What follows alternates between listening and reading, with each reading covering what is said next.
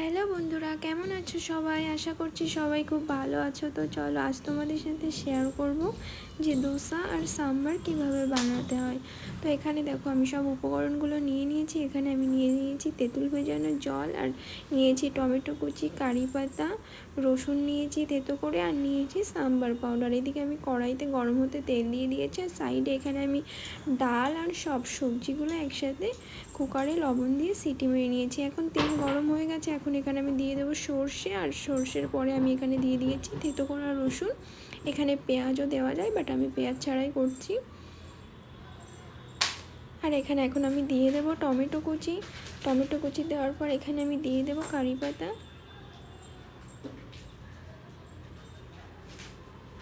এখন আমি দিয়ে দেবো লবণ আর হলুদ।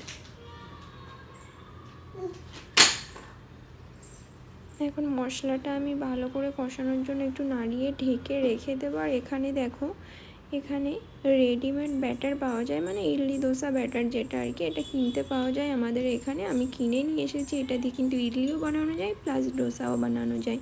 এটা বাড়িতেও বানানো যায়, কিন্তু আমি এখানে রেডিমেডটা কিনে নিয়ে এসেছি। তো এখানে আমি সামান্য পরিমাণে একটু জল দিয়েছি নামমাত্র, আর দিয়ে দিয়েছি কিছুটা লবণ। মোটামুটি সব কিছু আগে থেকে ওখানে অ্যাড করাই থাকে।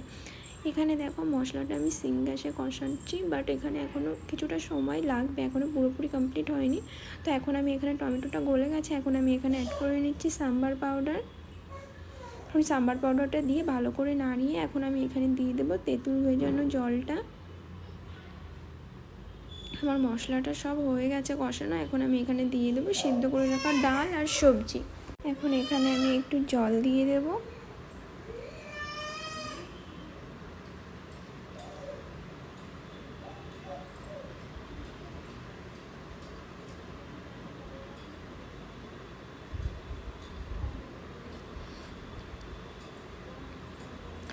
সাম্বারটা প্রায় হয়ে এসেছে, এখন আমি এখানে সাইডে তাওয়া গরম হতে রেখে দেবো দোসা বানানোর জন্য।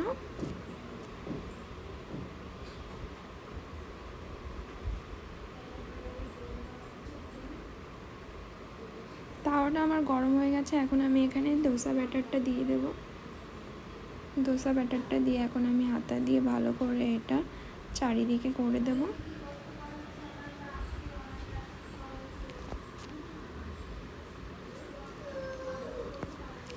এখন আমি ওপর দিয়ে একটু ঘি দিয়ে দিচ্ছি।